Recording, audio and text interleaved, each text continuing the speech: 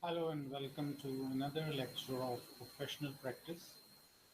And we were already discussing about professional ethics. Previously, in the recorded lectures that you had in the last week, you had seen some terminology regarding ethics, like you had seen morals, ethics, and you had also seen the meaning of the word values, moral values. You have also seen some examples, and there were some picture examples, there were some narrative examples that we had discussed. In the interactive session, we had discussion, we had your questions, and you had your satisfactory answers. Now, today we're going to talk something very important, and that is the code of ethics. The code of ethics is simply a list of ethics which should be applied at your workplace, especially if you are working for a company in a software house or at a client site, then you are bound to a lot of ethics. That is because there are a lot of people working together at a at a same place, and all kinds of people have all kinds of behavior. They've got all kinds of habits.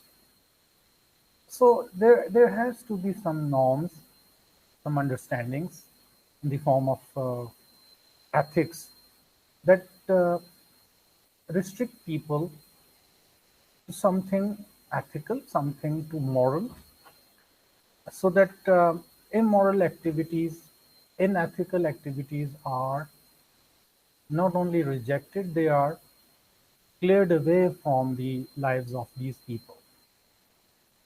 So let's get going. I'll bring in the slide for you. It will just take a moment.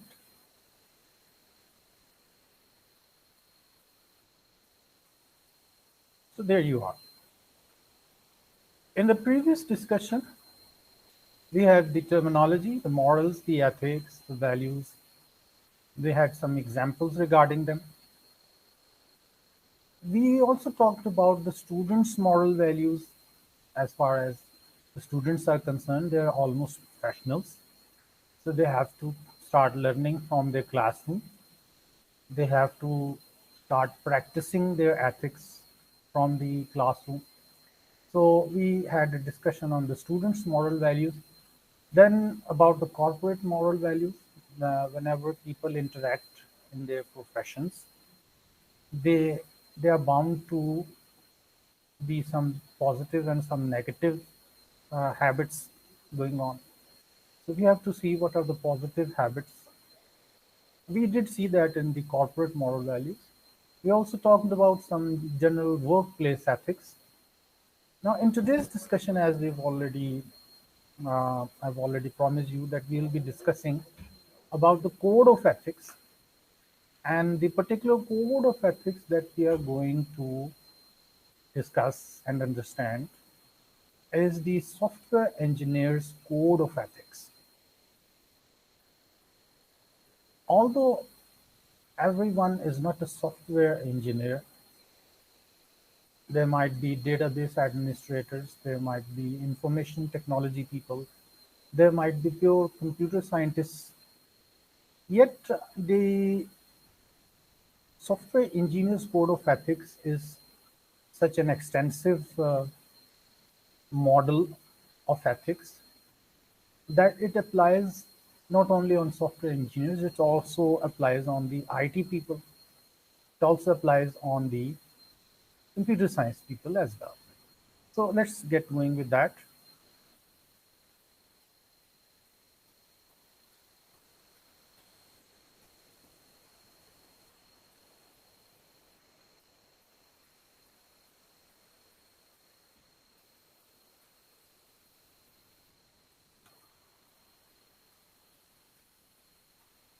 There are 8 founding principles. We call them 8 foundation principles in the software engineers code of ethics. In the previous lecture, I told you that the body which introduced these simple principles is the IEEE and the ASEAN. It's a joint task force of these two, and it has formulated these foundation 8 principles with quite some hard work, and they are very extensive.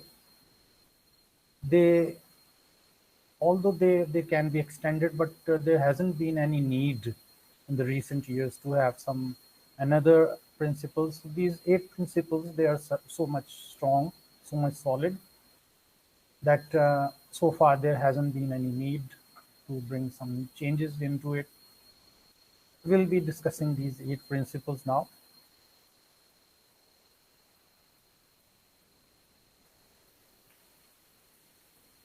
The 8 principles, they are public. Now, in the order of preference, of course, I'll be taking their names. The first preference comes to public. The second preference, it comes to the client and the employer. They are both at the same, because sometimes you are working for an employer at their workplace, or sometimes you are moving to the client organization to work on site for them.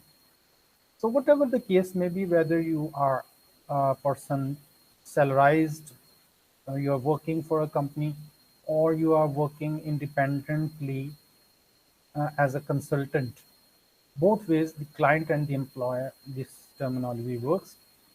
The third principle is product.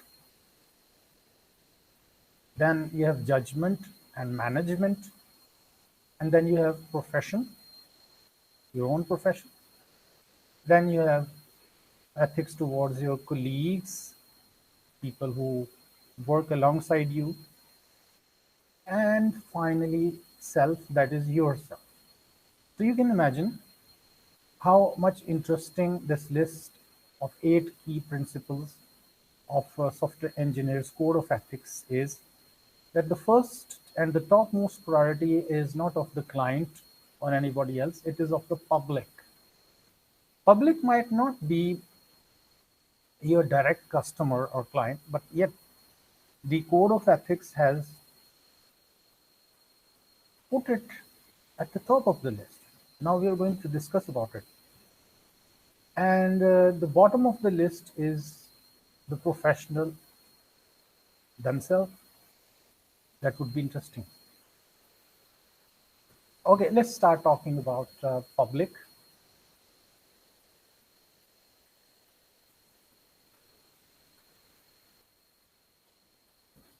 This is the principle number 1, public. What are the objectives of this principle? Objectives of this principle are very much clear. You see, the public, although they might not be directly using your software, but it has been experienced that the public is the indirect beneficiary or the key or the stakeholder in the software products domain. Public is indirectly affected by the software. Now you can imagine that when you develop a web portal, a web page, or when you develop a mobile application, then sometimes the web page is available publicly to everybody. Anybody can visit them. And same goes with the mobile applications, and especially the mobile games. They are open for public. Anybody you see using a cell phone would most probably be using a mobile application or a mobile game. So that is why the public is indirectly very much affected by this software. Whatever the positive or the negative effects of the software, the public, they are facing it indirectly. But whomsoever is directly using the software, they are not just public, they are your client or the employer.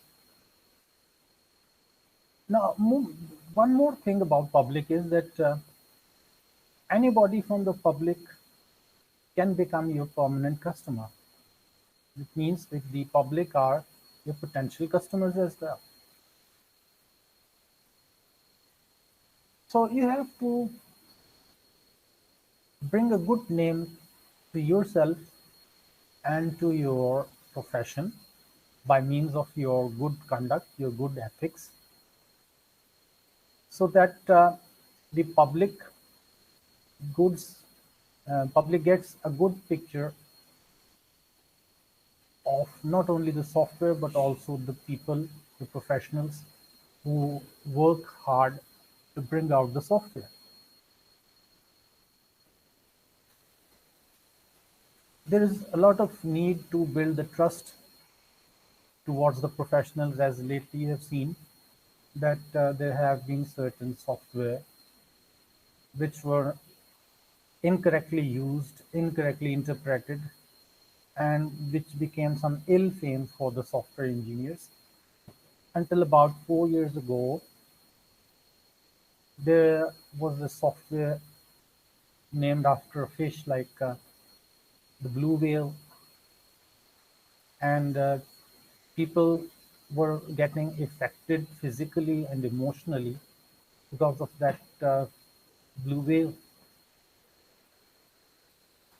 And recently, you've seen the TikTok software, the PUBG. Everybody from the most of all the parents of kids, they keep on blaming PUBG and similar software. They say that their kids are getting out of hands. So we have to see whether there is a reality. Even if there is a reality, then how the tarnished name of the software people, because of those faulty or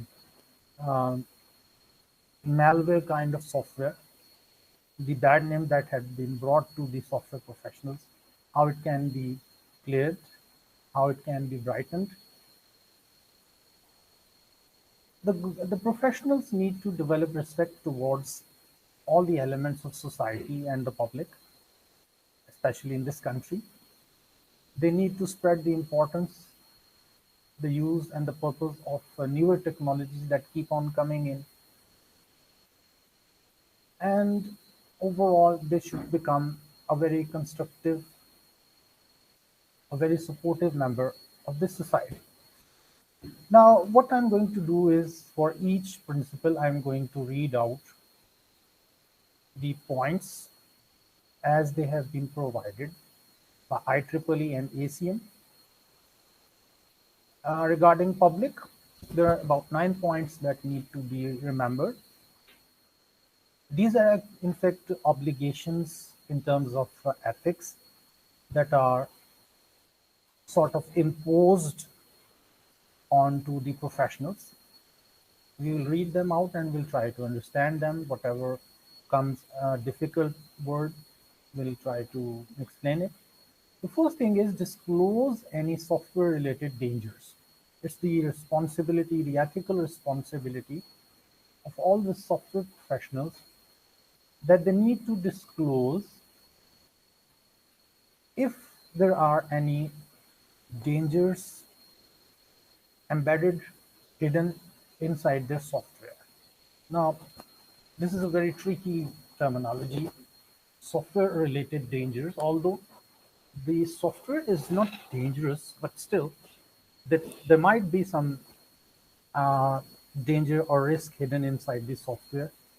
If the software are used for prolonged hours, or if they are routinely used, then there might be some dangers. Like, for example, these dangers, they come in the form of physical impact on the body, on the health, the physical health of a person. They also impact the emotional or the spiritual health of an individual, and there might be an impact of software in the long term on the personality of the people. Like, uh, if you continuously keep on using the software, you have to focus your eyes on the screen, and the screen in itself as a hardware, it's it can become quite dangerous as it radiates energies in the form of light.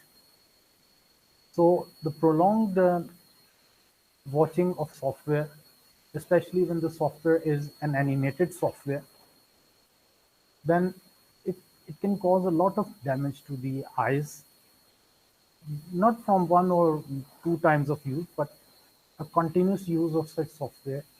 It can cause the physical ailments inside the eyes, like people have been they have been weakening their eyes. You see, their eyesight has gone bad, and they have started using glasses, like myself. You can see, so it's not a small thing. Now, the quick movement of colors and images also makes the eyes restless for some time, and if you keep on using them, then they impact the optic nerves, and apart from the eyesight being going bad, the optic nerve also gets bad. People almost every time they feel pain in their eyes, they feel burning sensation in their eyes, and the optic nerve, because it is connected inside the brain, then the impact of bad eyesight and the pain in the eyes, it travels into the brain, and people might get headaches headaches all the time. There are the things to be researched, there are things to be known, because there must be some truth when the people are continuously using software and they are continuously getting effect on their eyes, on the optic nerves, they are getting pains. Then there must be some truth regarding the bad impact of prolonged use of software. So uh, the professional need to convey this much of danger to their users, and not only users, in fact, the public should be made aware of these. Now, apart from the effect on eyes, there are also effects on the ears, as people are in the habit of putting on headphones, and not for just a moment, just for a few minutes, no. They keep on using them for long hours, and not only the headphones, they are also using these earphones, the ones used as hands-frees. Now, that is very much dangerous because the sound producing part of that earphone is very much immersed deep inside the ears. So you can see that the distance between the sound producing speaker and the eardrum, it, it lessens. It comes very much close in distance of millimeters. So you can see that the bad impact of the sounds, and you see the sounds are not just simple sounds, they are musics, drum beats, loud sounds of trumpets, strings, pipe bands, and so on, that it definitely leaves a bad effect on the ears, and not only the ears, the eardrums, the inside of the ear that connects into the brain, that also gets affected, and the part of the brain that is receiving these audio signals and processing it. It has to work very hard continuously, and it has to work hard on kind of sounds that come into the category of noise. So it will definitely leave a bad impact, a bad effect on your ears and on your brains physically. There might be damage caused to the ears. There might be some deafness to people. So the point is to not only realize such dangers yourself as a professional, and also to communicate such dangers to the public as well. It's the responsibility, the ethical responsibility of the software professionals. And we have talked about two things, eyes and ears. These are the physical impacts. They have effect on the physical health.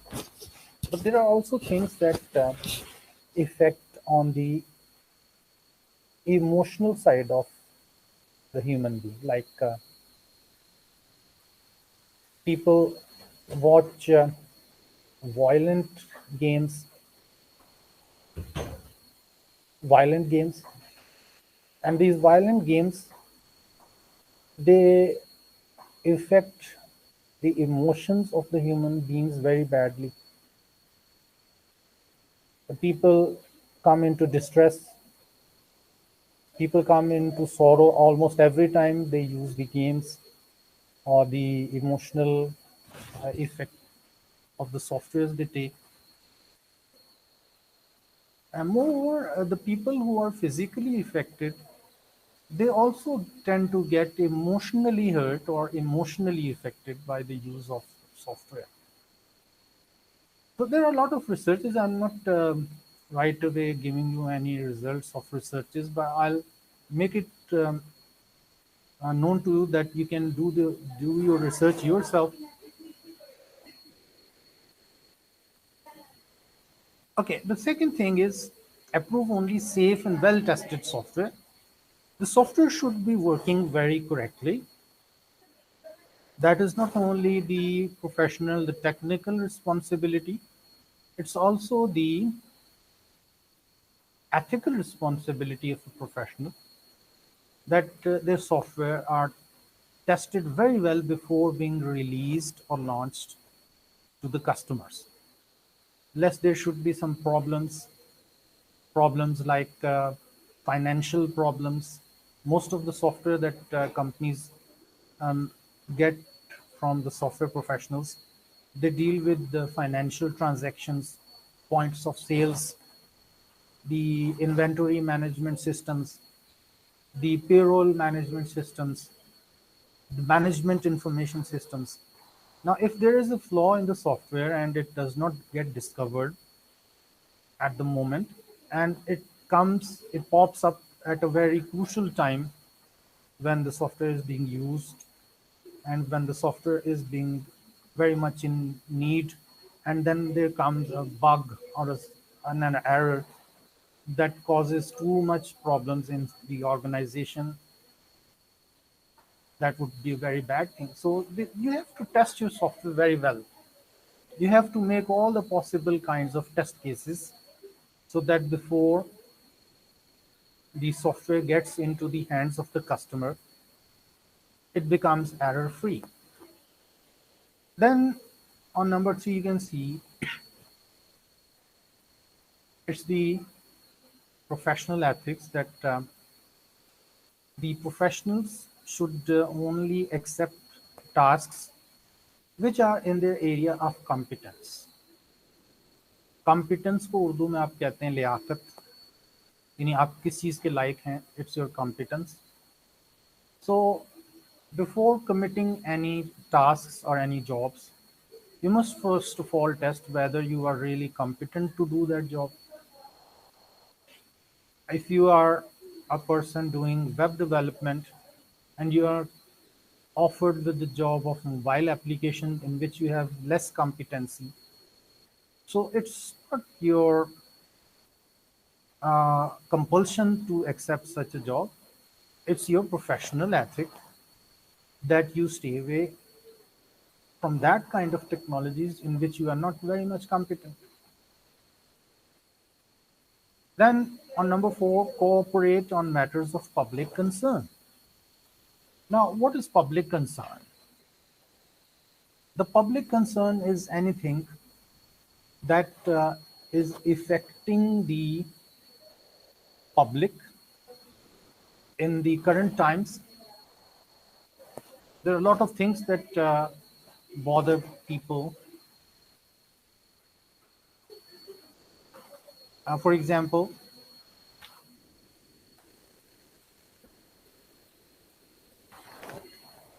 there is illiteracy. Illiteracy is one of the biggest concerns of all times, especially in a country like Pakistan.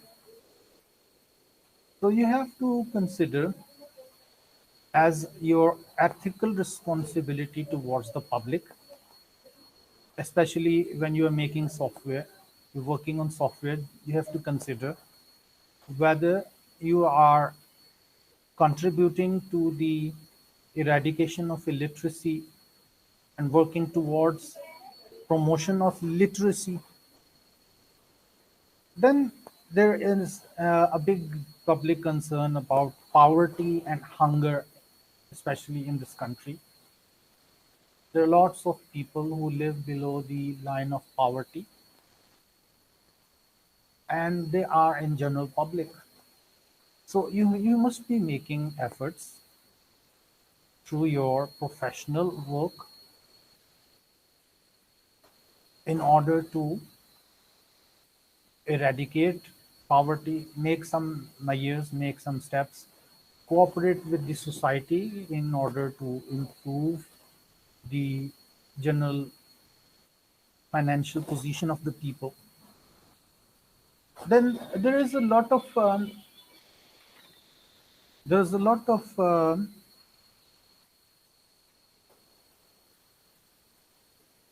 lackness of guidance in the public.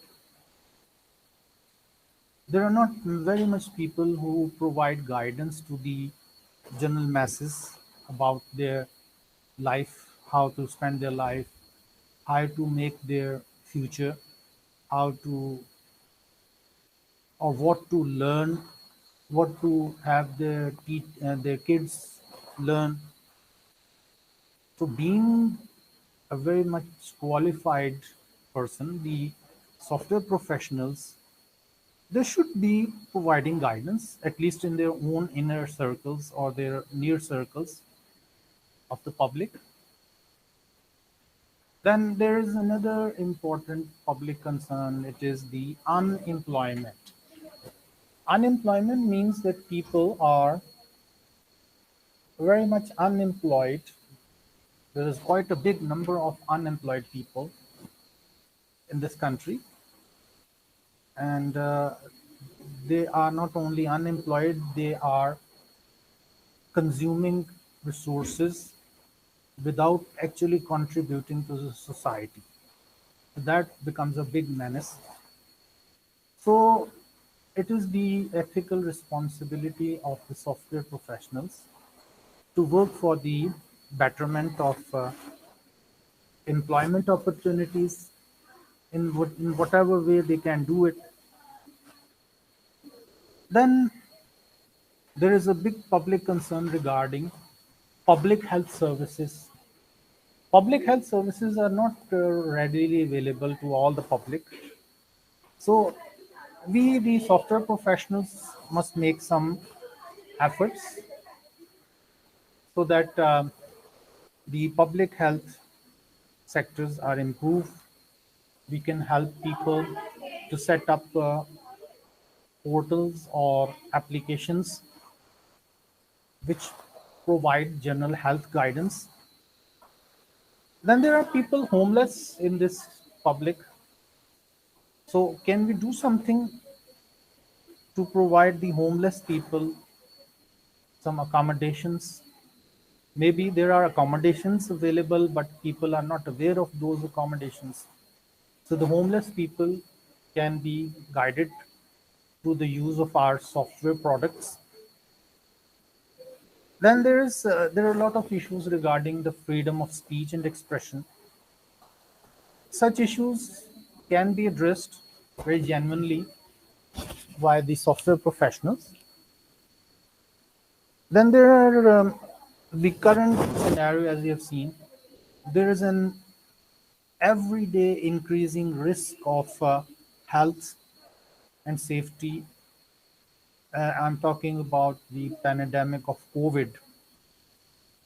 In the past history, there also have been such pandemics, but not to the scale that we had recently. So we have to think how and what, in which way can we provide the contribution, how we can contribute our services or our expertise or our knowledge in the public to improve the situation, the pandemics. Then there are a lot of crime, a lot of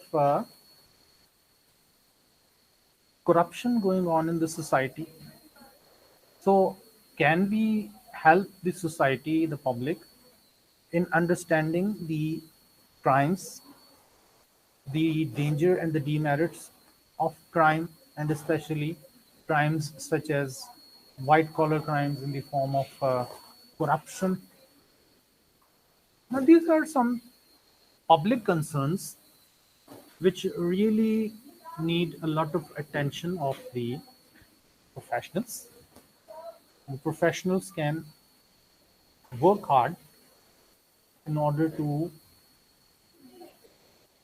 help the public in becoming aware of such concerns and also provide some general help by means of which the public can overcome their concerns. By the way, the professionals themselves are part of the public. Then on number 5, we see produce software that respects diversity. Now that means diversity is like the division inside the society. The topmost division in the society today in Pakistan, let's say, is on the basis of religion, on the basis of castes. जिस तरह लोगों में ज़ात पात और कौमियत का, कौम का एक बहुत ही उनकी ज़िंदगी में छाप होती है, बहुत सी डिफरेंसेस हैं, ख़ास तौर पे मज़हब की बुनियाद पे, लोगों की कौम की बुनियाद पे. हमारे मुल्क में रंग की बुनियाद पे तो नहीं, लेकिन नस्ल और कौमियत की बुनियाद पे काफ़ी डिफरेंसेस हैं. तो क्या हमारी कुछ रिस्पॉन्सिबिलिटी है? डेफिनेटली हमारी रिस्पॉन्सिबिलिटी है एज सॉफ्टवेयर प्रोफेशनल्स कि हम अपने सर्कल में भी और जहाँ कहीं भी हमारी बात पहुँच सकती है पब्लिक में, हम इन डाइवर्सिटीज़ को किसी तरह से रिस्पेक्ट करना सीखें. हमारे लिए सब लोग बराबर होने चाहिए, चाहे वो मुस्लिम हैं, गैर मुस्लिम हैं, अमीर हैं, गरीब हैं, वो किसी एक मसलक से ताल्लुक़ रखते हैं या किसी दूसरे मसलक से ताल्लुक़ रखते हैं, वो किसी एक ज़ात पात के हैं या किसी दूसरे ज़ात पात के हैं. ये डिफरेंसेस जो हैं, ये हमारे नज़दीक इनका कोई वजूद नहीं होना चाहिए. हमारे नज़दीक सब को बराबर होना चाहिए. Then be fair and truthful in all matters. हम as a professional, as a human being, we are bound to be fair with our colleagues as well as everybody else, especially public. ना हम हमारे मुंह से कुछ झूठ निकलना चाहिए, ना ही हम किसी के साथ कोई बेईमानी करें. हर मामले में सच्चाई का साथ दें, क्योंकि सच्चाई का साथ देने में बहुत अजमत है. एट द एंड जीत तो सच्चाई की ही होती है. जो शख्स झूठ बोलता है, मुसलसल झूठ बोलता है, बेईमानी करता है, वो आज नहीं तो कल वो डिस्क्लोज होती है बात, और फिर इन द लॉन्ग टर्म उसकी बदनामी का बायस भी बनती है. और ख़ास तौर पे मैं इसलिए कहूँगा कि प्रोफेशनल्स को बदनामी अफोर्ड नहीं वो कर सकते, बदनामी की तरफ नहीं जाना चाहिए. बदनामी वाले रास्ते पे ही ना चलें, ऐसे रास्ते पे चलें जो نیک نامی کا رستہ ہو، اور وہ رستہ ہے سچائی کا، ایمانداری کا. Then on number 7 you can see always put the public's interest first.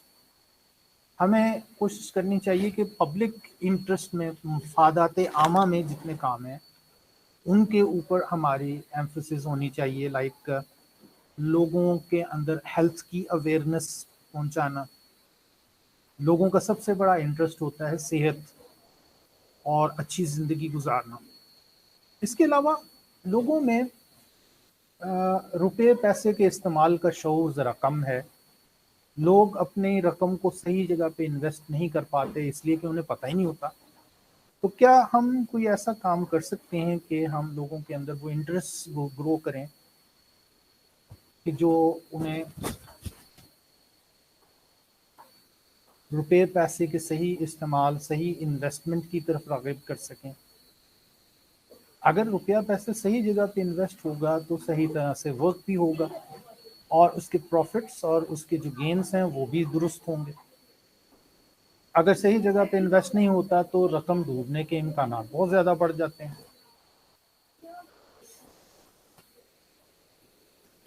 پھر اس کے علاوہ لوگوں میں ٹیکس سے ریلیٹڈ ویسے تو بہت احساس ہے پبلک کو کہ جی ٹیکس ہونا چاہیے، کیونکہ ٹیکس کی پیمنٹ سے ہی گورنمنٹس چلتی ہیں. لیکن اس کے باوجود انہیں احساس نہیں ہوتا کہ کن چیزوں پہ ٹیکس دینا ہوتا ہے، کس طرح سے دینا ہوتا ہے. تو ان میں بھی یہ اویئرنیس پیدا کرنا regarding the tax system, tax کس طرح سے پے کیا جائے، اگر ٹیکس پے کیا ہے تو اس کو کس طرح سے ریکارڈ کیا جائے. امپارشیلٹی، لوگوں میں غیر جانبدارانہ سوچ کا فقدان ہے، اس کے اوپر بھی کام کرنا چاہیے. اور جہاں تک as a computer soft where professional ہونے کی بات ہے، تو چونکہ ہمارے پاس زیادہ نالج ہوتا ہے، اپرچونیٹیز کا ہمیں زیادہ پتہ ہوتا ہے، تو ہم کسی طرح سے پبلک کے لوگوں کو، اگر وہ بے روزگار بھی ہیں فرض کریں، تو ہم انہیں کسی ایسی چیز کو سکھا سکتے ہیں جو آن لائن چیزیں بیچنا ہے، جس طرح سے ای کامرس ہے. اور خاص طور پہ ایسے حالات میں کہ جب لوگ اب گھر سے باہر نکلنا کم ہو گئے بیکاز آف لاک ڈاؤنس، تو کوئی ایسے طریقے ان کو سکھانے چاہیے کہ جس سے انہیں آن لائن بزنس کرنے کا جو ہے وہ رجحان پیدا ہو. اور ان دی لانگ رن فائدہ اس کا ان کو بھی ہے اور ہمیں بھی ہے، کیونکہ جتنے ایسے کام زیادہ بڑھیں گے اتنے آپ کے لیے زیادہ ورک اپرچونیٹیز پیدا ہوں گی. کچھ اچھے کازز کے لیے بھی کام کرنے چاہیے. Always put the public interest first کے بعد 8ویں نمبر پہ آپ دیکھ رہے ہیں donate professional skills good causes.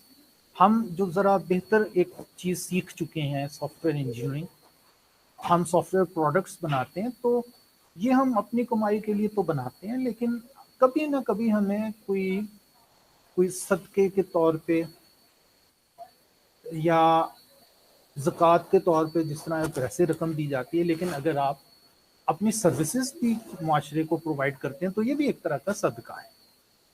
تو جس کو ہم مفاد عامہ یا رفاع عامہ کے کام کہتے ہیں، گڈ کازز، اس میں بھی ہمیں بڑھ چڑھ کے حصہ لینا چاہیے جب کبھی بھی ہو، جیسے کہیں بھی ممکن ہو.